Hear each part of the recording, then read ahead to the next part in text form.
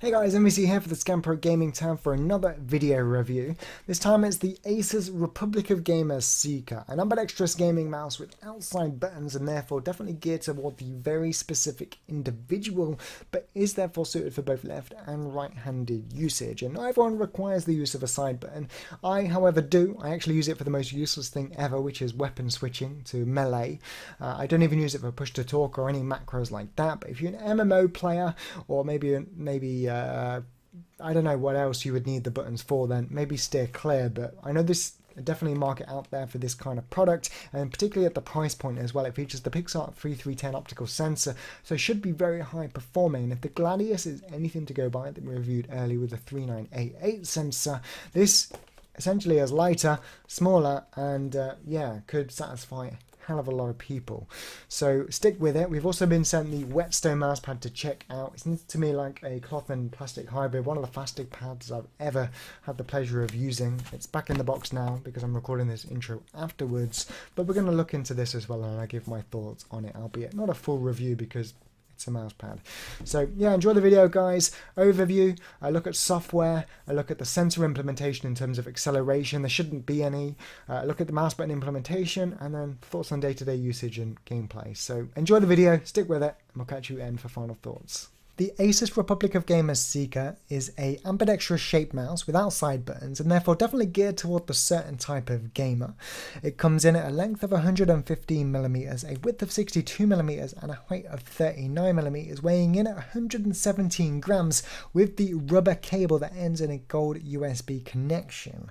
The mouse is powered by the Pixar 3310 optical gaming sensor with DPI of up to 5000, very high performing, and we have independent mouse 1 and 2 buttons of the mouse body which give you a good crisp click no matter where you push down. Great because the mouse is very comfortable as both a claw, palm and fingertip user, so a lot of people are going to be pushing down in different places, but underneath those buttons we also find the easy swap sockets making a return from the Gladius. So if you want to experiment with different feeling on-runs, you can check out the compatible switches in the FAQ, but you will have to buy them separately.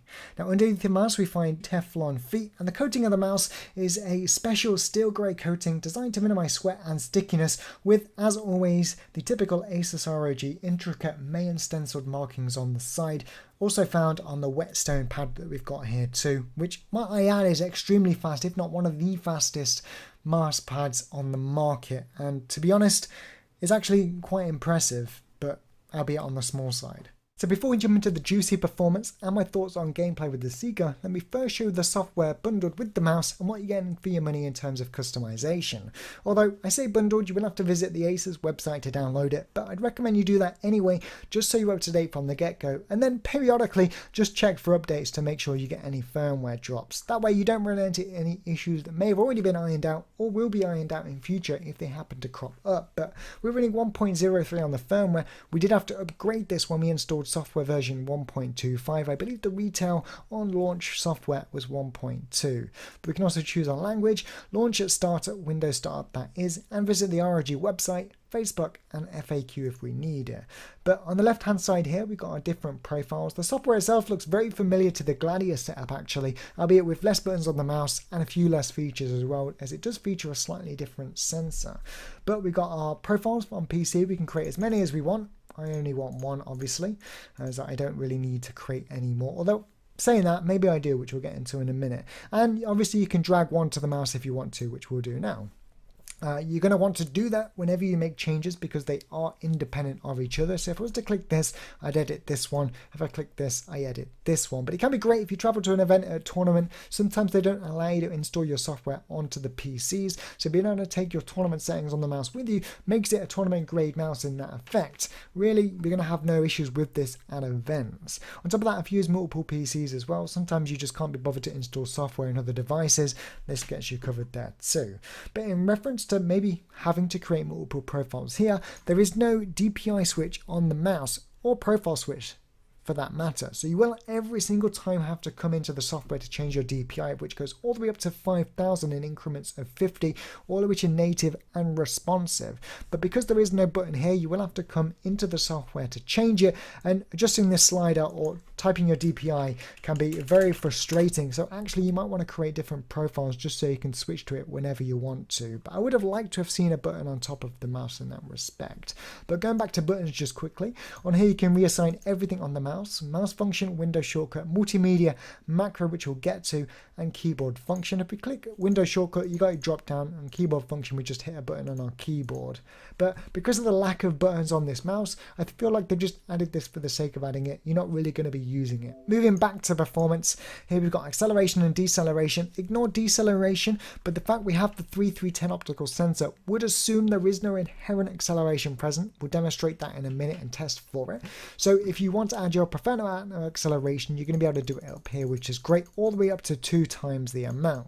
So very happy that ASUS have actually included an acceleration slider inside of the software, particularly if you're playing multiple different games. The acceleration scale often differs. So utilizing your software, particularly saving the profile onto the mouse, means you're going to have no issues there whatsoever. And finally, obviously at the bottom right here, polling rate, 125 being 8 millisecond response time, 250 being 4, 500 being 2, and 1000, the one you should use, being 1.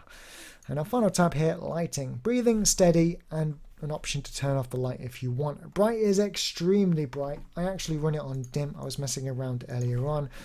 Let's just do not show this message again. And with that, let's go ahead and drag it to the mouse. This should update the lighting, as you can see there. Again, a bit emphasized or overemphasized on the webcam pointing at my Whetstone mousepad, but you get the picture.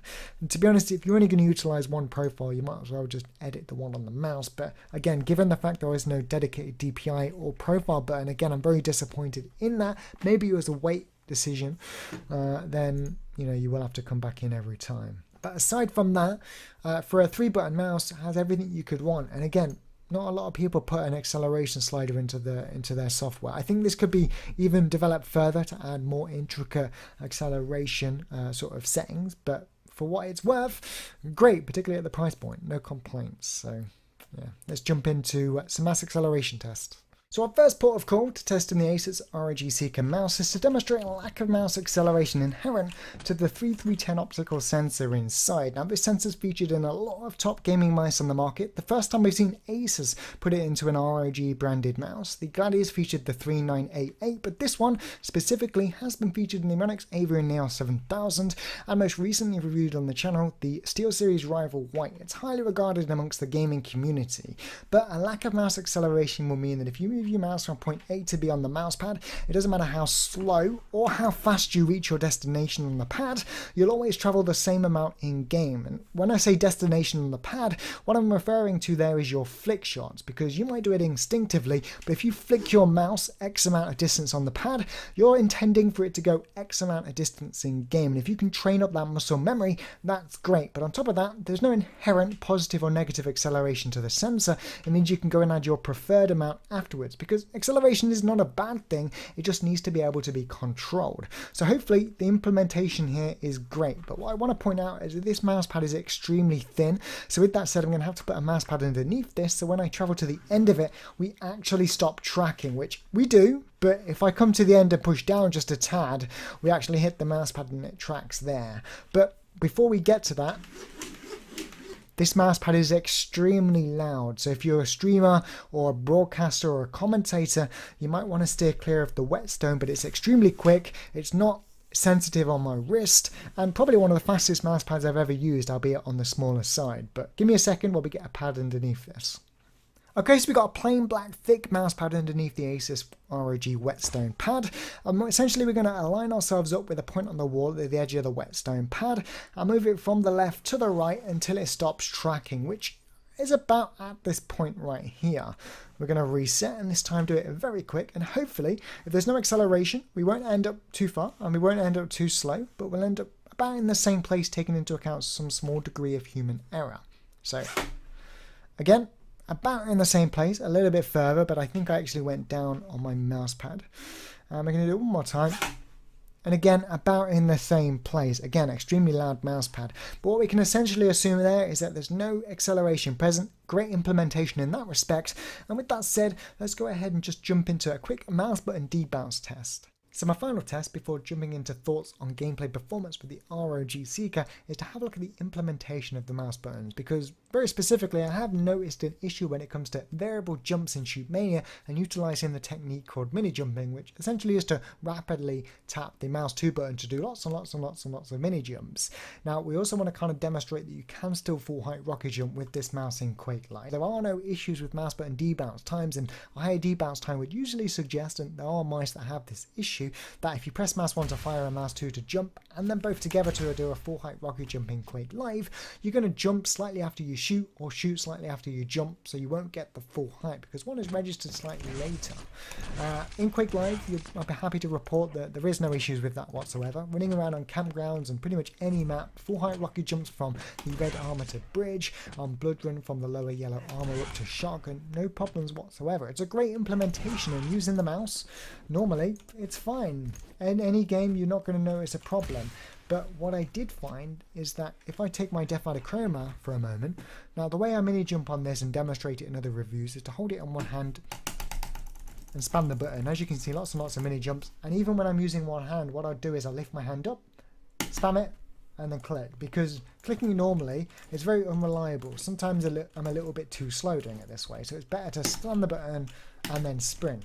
Now, the problem with the Sica is that if you rapidly spam the button like this, it doesn't always activate because you need to put down a little bit more force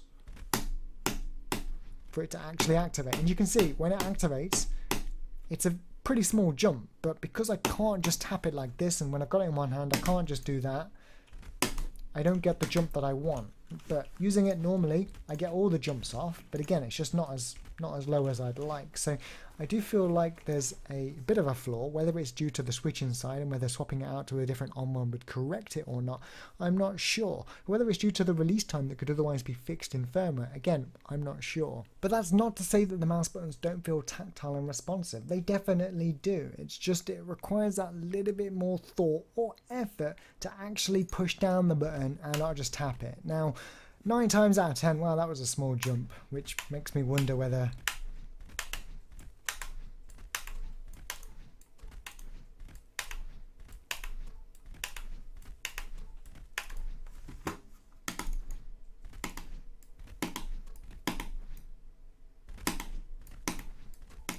it seems there's actually a specific point, learning as we go, on this mouse where if you press it right there, I wonder if it's the same.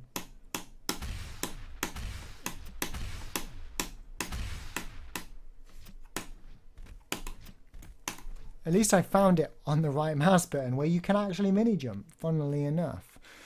So this may actually just be a build issue. Interesting. Well, with that in mind, let's go ahead and jump into final thoughts and gameplay performance. So on to final thoughts then for the ASUS ROG Sica and Whetstone mousepad. Well, where to start? Now we're going to mix gameplay and thoughts on day-to-day usage in with this section because my videos are getting really long recently, so hopefully all the information you appreciate and we can start to condense this down a little bit moving forward. But the issues that I ran into with Shoot Mania and it not clicking when I spam down the button like that, I didn't really notice day-to-day usage. Quake Live, CS, TF2, I always hit my shots when I wanted to hit my shots. I never accidentally didn't click, and the issue wasn't prevalent, but that doesn't discount the fact that the issue is there. So whether it's limited to the batch, my specific mouse, or it could be fixed in firmware, or maybe it just can't be fixed at all, it's something you still need to consider in your purchase. Now obviously you get a warranty with it, and if you run into that issue, yeah, you could just return it, and that's that. But I just want to point out that the issue is there for you, even though I didn't experience it when it came to actual gaming outside of Shoot Mania. So tracking people in TF2 and Counter-Strike, whether it's a pistol round on Counter-Strike or I'm using something like the the Tech 9 or even the P250 on a pistol round, or if I'm tracking someone as the scout in TF2, if they're rocket jumping and air strafing through the air, or it's just the scout continually strafing like that. And I've been playing a lot of TF2 recently. That's why we've kind of shifted away from the Quake 3 aim map test. But they kind of both serve the same purpose, and it demonstrates the 3.310 implementation is perfect. Now, yeah, I'm a little bit confused as to why there isn't the 3988 from the Gladius, because that was a great implementation, and a lot of people confuse the 3988 as being delayed, when in actual fact it just runs 50 DPI faster, so you're probably using a different DPI than what you're used to if you haven't actually physically measured it out. At least in the recent products like the Gladius and the Chroma that I reviewed, it's been fine. Maybe it's cost reasons, but irrelevant I think, because the 3310 in the Sica performed admirably, and there's nothing I'd actually want to see improved beyond obviously more options, maybe a DPI switch on top of the mouse so I can change it on the fly when I'm playing certain games or I'm in certain situations.